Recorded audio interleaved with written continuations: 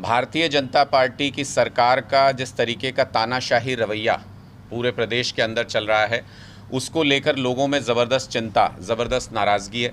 लोग ये कह रहे हैं कि जिस सरकार को लोगों ने चुना था, उस सरकार में लोकतंत्र जैसी अब एक भी चीज़ नज़र नहीं आती। जब कर्मचारी अपने लिए अधिकार मांगने गए, ओपीएस मांगने गए, उनके ऊपर लाठियां बरसाई। जब स्टूडेंट्स अपने लिए अधिकार मांगने गए, उनके ऊपर लाठियां बरसाई। जब महिलाएं अपने मान सम्मान की रक्षा के लिए संदीप सिंह के मामले में कोई अगर प्रदर्शन करने जाता है, उनके ऊपर लाठियां बरसाते हैं। और अब गांव की चुनी हुई सरकार, जो सबसे छोटी यूनिट होती है लोकतंत्र की, जब उसके प्रतिनिधि, मैं तो ये कहता हूं कि गांव के जितने सरपंच हैं वो अपने गांव के मुख्यमंत्री हैं, लोग उनको उसी सम्मान से चुनते हैं गांव के अंदर। जब गांव का मुख्यमंत्री प्रदेश के मुख्यमंत्री से मिलने गया और हज़ारों की तादाद में गया, तो उनके ऊपर भी ज़बरदस्त तरीके से लाठियां बरसाई गई। उसको लेकर प्रदेश की जनता में ज़बरदस्त गुस्सा, ज़बरदस्त नाराज़गी है। कल आम आदमी पार्टी ने प्रदेश भर में हर विधानसभा में इसके खिलाफ प्रदर्शन भी किया, नाराज़गी व्यक्त की। और आज भी और कल भी मैं बहुत सारे सरपंचों से मिला हूँ, उनका सबका कहना है कि सरकार उनके साथ अमानवीय व्यवहार कर रही है, उनकी बात सुनने को तैयार नहीं है। मुख्यमंत्री अपने अधिकारियों को भेज देते हैं उनसे बात करने के लिए। इतना अहंकार मुख्यमंत्री के अंदर कि हज़ारों गांव के चुने हुए सरपंच उनके पास अपना कोई मुद्दा लेकर के जा रहे हैं और वो 10 दिन बाद का समय दे देते हैं। उससे पहले अपने अधिकारी को भेज देते हैं कि आप इनसे बात कर लीजिए, माने तो ठीक, वरना उनके ऊपर लाठी चलवा दीजिए। तो जब अहंकार भर जाता है लोकतंत्र में, किसी भी सरकार में, तो लोगों को बहुत निराशा और बहुत गुस्सा पैदा हो जाता है और उस सरकार का बदलना लगभग तय हो जाता है, जिसकी नींव भारतीय जनता पार्टी ने रख दी है। दूसरी बात, एक दूसरा अमानवीय चेहरा जो देखने को मिला भारतीय जनता पार्टी का, वो कल उस वक्त मिला जब धरने पर वहाँ शांति प्रिय तरीके से बैठे हुए सरपंचों को, जो कि इस बात से नाराज़गी जता रहे हैं कि उनके ऊपर लाठीचार्ज किया गया, उनको पीने का पानी और टॉयलेट्स तक मुहैया नहीं करा रही है हरियाणा की सरकार। यानी जो मूलभूत ज़रूरत है, कोई आंदोलन कर रहा है या किसी भी नाते से कोई व्यक्ति बैठा है, पीने का पानी और टॉयलेट्स तो हम दुश्मन देश का अगर कोई सैनिक गिरफ्तार हो जाए तो उसको भी मूलभूत अधिकार उपलब्ध कराते हैं, अपने दुश्मनों को भी पीने का पानी और टॉयलेट उपलब्ध करा सकते हैं। लेकिन हरियाणा सरकार पता नहीं किस तरह की दुश्मनी निकाल रही है सब सरपंचों के साथ कि उनको ये सुविधाएं भी उपलब्ध नहीं कराई गई। हमारी मांग सिर्फ एक है कि जो लोकतांत्रिक तरीके से चुने हुए सरपंच हैं उनको बुला के आमने सामने मुख्यमंत्री बात करें, बीच का रास्ता निकालें और जो डिस्कशन का तरीका होता है उस तरीके से डिस्कशन करें। एक तरफा कार्रवाई, तानाशाही रवैया अगर सरकार अपनाएगी, आम आदमी पार्टी उसका पुरजोर विरोध करेगी हर जगह पे। इसी से जुड़ा हुआ दूसरा पहलू ये है जिसमें बार बार ये नज़र आ रहा है कि लोकतंत्र किस तरीके से हरियाणा में उसको साइडलाइन किया जा रहा है या खतरे में है। निकाय चुनाव बहुत समय से पेंडिंग है बहुत जगहों के।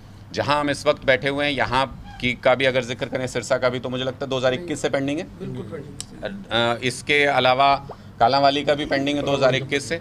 तो सिरसा है, कालांवाली और पूरे हरियाणा में, चाहे वो नगर निगम हो, गुड़गांव, फरीदाबाद, मानेसर, या बहुत सारे निकाय, 10 से लेकर 18 निकाय ऐसे हैं जिनमें चुनाव या तो काफ़ी समय से पेंडिंग है या फिर अब वो पेंडिंग होने वाला है। तो मुझे लगता है कि इन चुनावों को डिले करना, जैसे इन्होंने पंचायत चुनाव को डिले किया इतने दिनों तक, फिर उसमें बुरी तरह हार गई भारतीय जनता पार्टी, तो इन्होंने उनके अधिकार छीनने शुरू कर दिए पंचायतों के।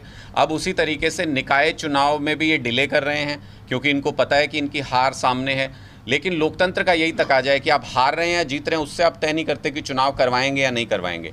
भारतीय जनता पार्टी को तुरंत प्रभाव से जितने निकाय चुनाव पेंडिंग है वो चुनाव कराने चाहिए, वरना लोगों के मन में अब ये शक जा रहा है कि क्या इनका तानाशाही रवैया, क्या इनके मन में खोट आ गया है कि अब हम सरकार में हैं, अब हम चुनाव नहीं कराएंगे और ऐसे ही निकाय को और पंचायतों को अपनी मर्जी से चलाते रहेंगे। तो इस बात को लेकर के, दोनों चीज़ों को लेकर के आम आदमी पार्टी लगातार पूरे प्रदेश में सवाल उठाती रहेगी और अपना संघर्ष करती रहेगी। किसी फ्रंट का, किसी गठबंधन में आम आदमी पार्टी का कोई यकीन नहीं है। मैंने आपको पहले ही कहा, ये गठबंधन जो होते हैं, जैसे आज के दिन में जो गठबंधन बना हुआ है जो सत्ता में है, बीजेपी का और जेजेपी का, क्या इनकी विचारधारा मिलती है? नहीं, एक दूसरे के खिलाफ चुनाव लड़के आए थे।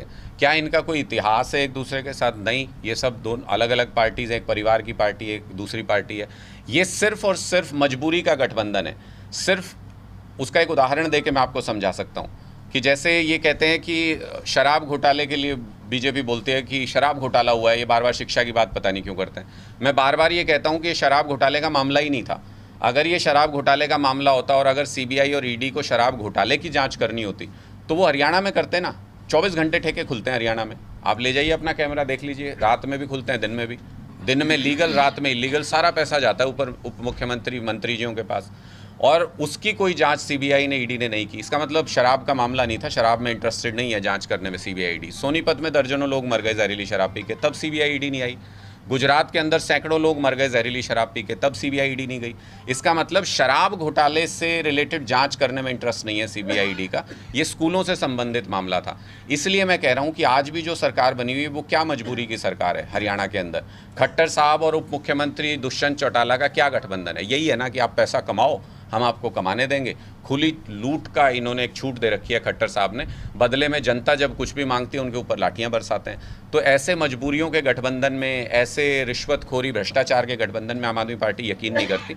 हम सिर्फ और सिर्फ जनता के साथ गठबंधन में यकीन करते हैं। हरियाणा की सारी जनता के साथ गठबंधन करेंगे, हरियाणा में जनता की सरकार बनाएंगे। देखिए, हमने ये बड़े बड़े फेंकने वाले भारतीय जनता पार्टी के दावे बहुत देखे हैं। ये 4 लाख पन्ना प्रमुखों के पन्ने पलट के देखेंगे तो 4000 भी नहीं निकल के आते हैं उसमें से।